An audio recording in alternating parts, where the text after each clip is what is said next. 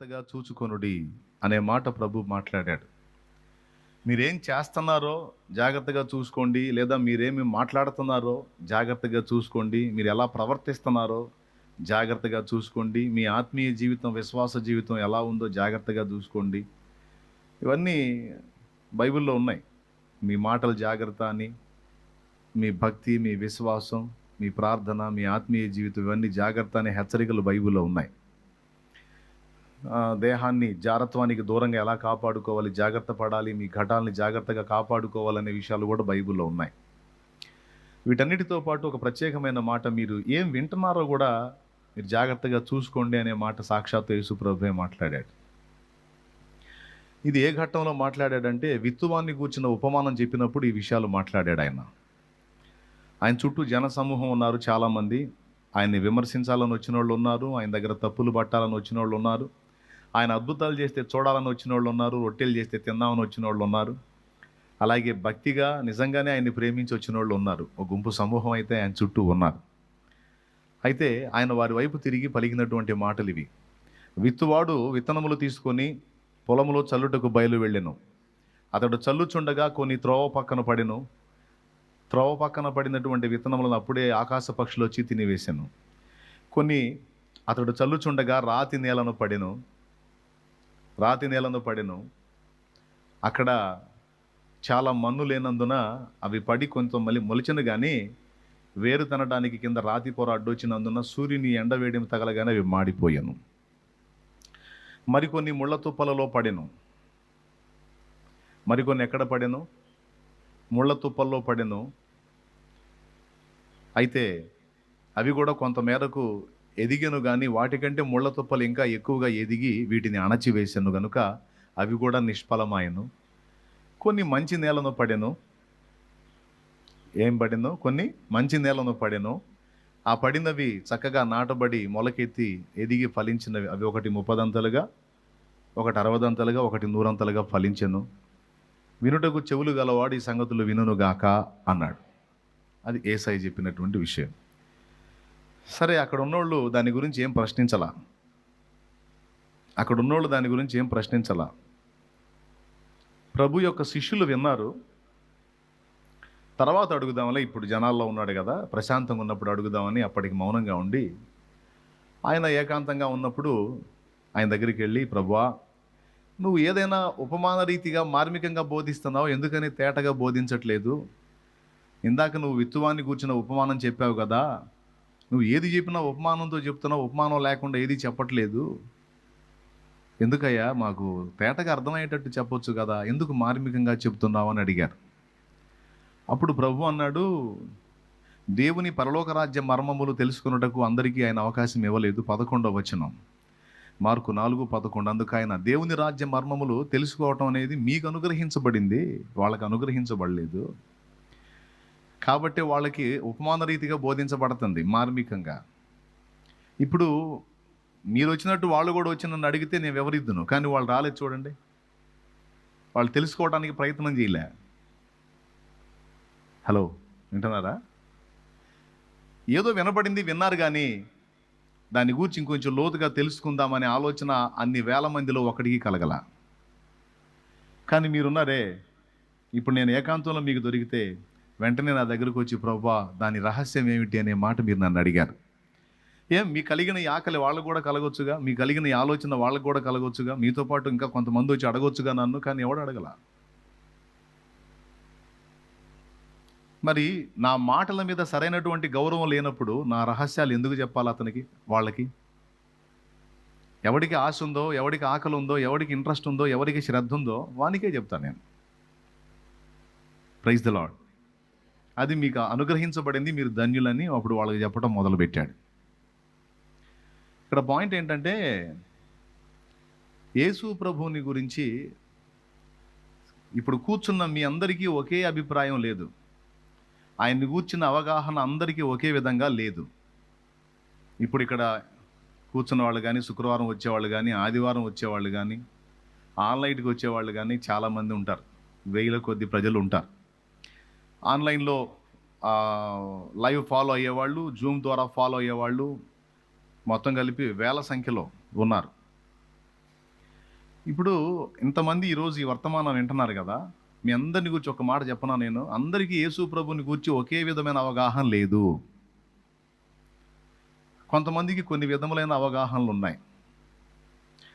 సేవకులు గుర్తించాల్సింది ఏంటంటే, ఇది సేవ చేసే ప్రతి ఒక్కరికి ఒక పాఠం. ఇప్పుడు మనం వాక్యం చెప్తున్నప్పుడు చాలామంది జనం కూర్చొని ఉంటారు. మనం కలిపి అందరికీ వాక్యం చెబుతాం. ఇప్పుడు నేను మీ అందరికీ కలిపి వాక్యం చెప్తున్నా. కూర్చుని వినేవాళ్ళు అందరి మైండ్లో ఒకే రకంగా ఉండవు.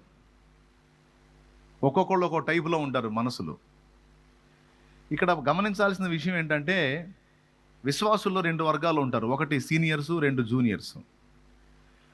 సీనియర్స్గా ఉన్నటువంటి విశ్వాసులకి బేసిక్స్ తెలుసు. అసలు యేసు ప్రభు ఎందుకు దేవుడు, ఆయన ఎందుకు ఫాలో అవ్వాలి, ఆయనకి మిగిలినటువంటి క్రమాలకు ఉన్న వ్యత్యాసం ఏమిటి, మనం అన్ని వదిలిపెట్టి యేసు ప్రభుని ఎందుకు నమ్ముకున్నాం అనేటువంటి బేసిక్స్ పాయింట్స్ ఏవైతే ఉన్నాయో, బేసిక్ పాయింట్, ఆ బేసిక్స్ అన్నీ కూడా సీనియర్స్కి తెలుసు, జూనియర్స్కి తెలియదు.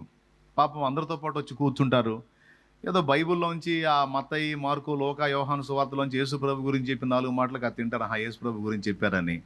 ఇక మనం అబ్రహాము, దానియేలు, దావీదు, మోషే అన్నామంటే వాళ్ళకి సచ్చినా అర్థం కాదు. ఆ మోషే ఎవరో ఏందో, ఈ పేర్లే విచిత్రంగా ఉన్నాయి అనుకుంటారు అన్యులు. అబ్రహాం ఏందో, నేను వింతగా అనుకునేవాడిని. అబ్రహాం అనే పేరు వినబడితే ఏం అబ్రహాం రా, దబ్బరకం లాగానేవాడిని.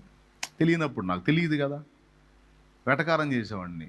దానియేలంటే ధనియాలని, అంటే ఆ పేర్లే కొత్త. అలాంటప్పుడు మనకి కొద్దిగా ఇబ్బందిగా ఉంటుంది, అర్థం కావాలి. కానీ అబ్రహాం గురించి చెప్పినా, దావీదు గురించి చెప్పినా, దానియేలు గురించి చెప్పినా, మోషే గురించి చెప్పినా, ఎవరి గురించి చెప్పినా సీనియర్స్కి అర్థమైంది. ఎందుకంటే వాళ్ళు బైబిల్ చదివారు, వాళ్ళకి యేసు ప్రభు తెలుసు. అలాగే యేసు ప్రభుని సేవించినటువంటి పాత నిబంధన భక్తులు, క్రొత్త నిబంధన భక్తులు కూడా వాళ్ళకి తెలుసు, అవగాహన ఉంటుంది. ఇక్కడ జరగాల్సిన తంతు ఏంటంటే, చర్చికి చాలామంది వస్తారు, వెళ్తూ ఉంటారు, కానీ పక్కవాడికి అవగాహన కల్పించరు. ఇది దరిద్రం నంబర్ 1. చిన్న సంఘం దగ్గర నుంచే ఇది నేర్పుకుంటే చాలా బాగుంటుంది విశ్వాసులకి. ఇప్పుడు నలుగురిలో నతానియేలు, గుంపులో గ్లోరీ అని ఒక జోక్ ఉంది, అర్థమైందా? అందరిలో నేను ఒకడిని వచ్చాను పోయాను, పక్కోడితో నాకెందుకు. అందరిలో నేను ఒకదాన్ని వచ్చాను పోయాను, పక్కోళ్ళతో నాకెందుకు అని సర్దుకుపోయేటువంటి విశ్వాసుల వలన చాలా వరకు ఆత్మల రక్షణ కార్యం జరగట్లేదు. రక్షణలోనికి వద్దామనుకుని చర్చికి వచ్చిన విశ్వాసులు సైతం కొంతమంది అవగాహన లేక తిరిగి శాపగ్రస్తమైన అనుభవాల్లోకి వెళ్ళిపోతున్నారు. వీళ్ళు అవగాహన కల్పిస్తే ఏం అవగాహన కల్పిస్తారు తెలుసా? మనోళ్ళు అవగాహన కల్పిస్తే కొద్దిగా ప్రార్థన గురించి చెబుతారేమో, కొంతమంది అది కూడా చెప్పరు. ఎందుకు వస్తారు? ఖర్చు ఇవ్వండి, ఎప్పుడు చూడలేదా? నాకెళ్ళి చూడకుండా అటు చూస్తారు ఏంది?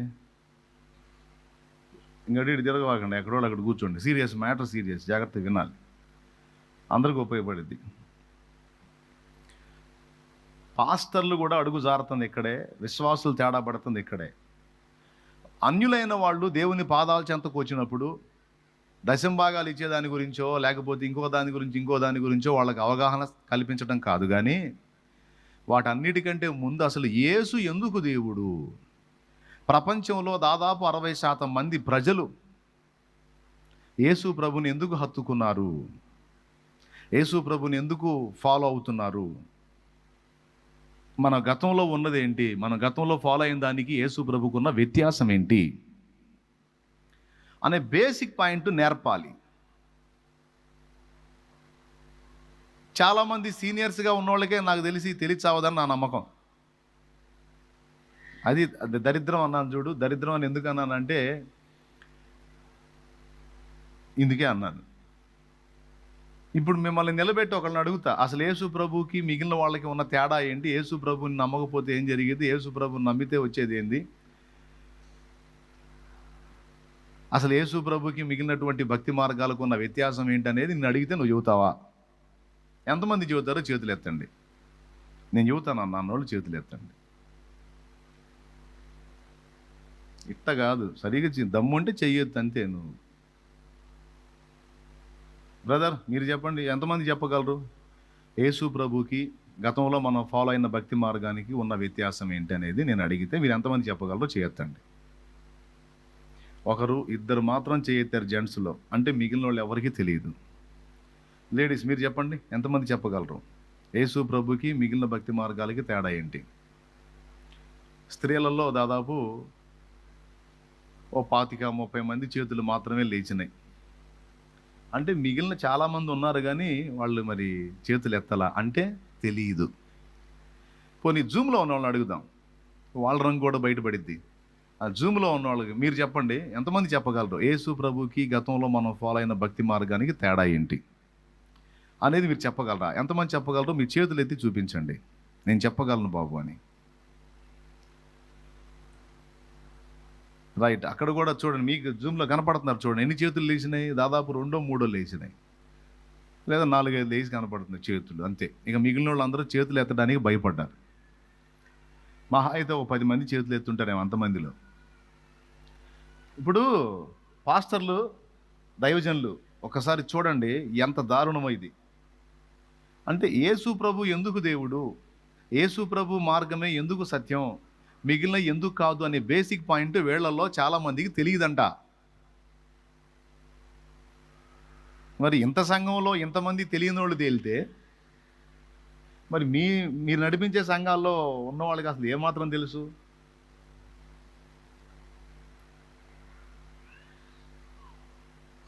దారుణం కదా. సరే, నాకు తెలుసు నేను చెప్తాను అన్న వాళ్ళు చేతులు ఎత్తండి. నాకు అవగాహన ఉందయ్యా, నేను తేడా చెప్తాను అని. ఇందాకేమో చాలామంది చేతులు ఎత్తారు, ఇప్పుడేమో ఒక 5-4 ఎత్తుతున్నారు. ఇప్పుడు మీరందరూ ఎవరంటే చేతులు ఎత్తని వాళ్ళందరూ, నేను దాదాపు సంవత్సరం పైబడి నేను యేసు ప్రభువుని వెంబడిస్తున్నాను అన్నోళ్ళు చేతులు ఎత్తండి. నేను యేసయ్యను నమ్ముకొని సంవత్సరం దాటిపోయింది అన్నయ్య అన్నోళ్ళు చేతులు ఎత్తండి. 1 year దాటింది, రైట్, దించండి. ఒక 6 నెలలు అయింది అన్నయ్య నేను ప్రభువుని తెలుసుకున్న అన్నోళ్ళు చేతులు ఎత్తండి. అంతేనా? రైట్. సంవత్సరం పైబడి అంటే 2 ఏళ్ళు, 3 ఏళ్ళు, 4 ఏళ్ళు, 5 ఏళ్ళు, 10 ఏళ్ళు, ఇక ఆ పైన ఎంతైనా కానీ నేను నమ్ముకొని ఇంతకాలం అయింది అన్నోళ్ళు చేతులు ఎత్తండి. పైన 1 year పైన అంటే అందరూ సంవత్సరాలు అయిపోయింది దేవుడిని నమ్ముకొని, కానీ బేసిక్ పాయింట్ తెలియదు. ఇదిగో త్రోవ పక్కన విత్తబడిన వారంటే మీరే. త్రోవ పక్కన విత్తబడిన వారంటే మీరే. మీ హృదయాలు ఎలా ఉన్నాయంటే త్రోవ పక్కన విత్తబడిన విత్తనాలలాగా మీ హృదయాలు త్రోవలాగా గట్టిపడిపోయిన నేలలాగా ఉన్నాయి. తిట్టుకోవాకండి నన్ను, ఒకవేళ తిట్టుకున్నా పర్వాలా, నేనేమో దాన్ని లక్ష్య పెట్టను.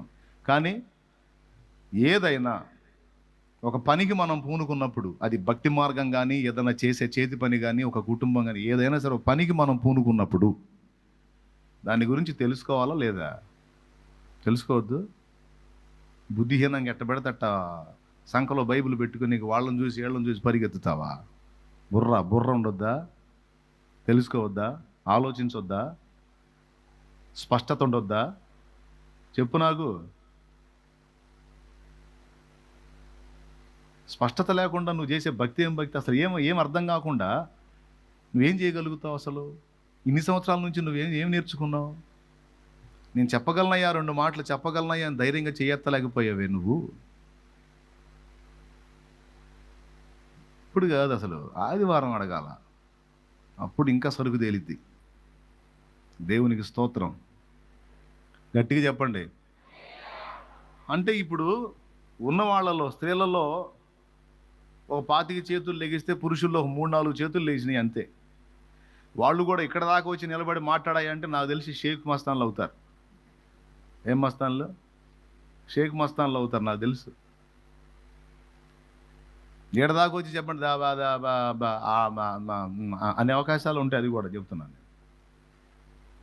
నా బాధ ఏంటంటే ఇలాగా కనీసం బేసిక్స్ తెలియకుండా ఏదో నేను చర్చికి వెళ్ళాను, నాకు రోగం తగ్గింది, చర్చికి వెళ్ళాను అప్పు తీరింది, చర్చికి వెళ్ళాను మనశ్శాంతిగా ఉంది అని ఈ ముచ్చట్లు కాదు. నాకు తెలిసి మిమ్మల్ని చెప్పమంటే మీరు ఏం చెబుతారు తెలుసా? నేను చర్చికి రాకముందు చాలా అప్పుల్లో ఉన్నాను, చర్చికి వచ్చినాక అప్పులు తీరినాయి అని చెబుతావు నువ్వు. లేకపోతే ఒక గడ్డ ఉంది కడుపులో, చర్చికి పోయినాక గడ్డ పోయింది, అందుకని నేను యేసు ప్రభువుని నమ్ముకున్నానని చెబుతావు. ఇదే పునాది. అమ్మాయికి పెళ్లి కాపోతుంటేను మా ఇంటి పక్కన వాళ్ళు చెప్పారు, చర్చికి రా అయ్యిద్ది అన్నారు. అందుకని చర్చికి పోతేను అయింది. మా అమ్మాయికి బాగా లేకపోతే చర్చికి రా నీకెందుకు బ్రహ్మాండంగా ఉంటుంది మీ అమ్మాయి కంటే, చర్చికి పోతేను కాకపోతే మా అమ్మాయి ఈ మధ్యకాలంలో బాగానే ఉంటుంది అందుకని పోతున్నా.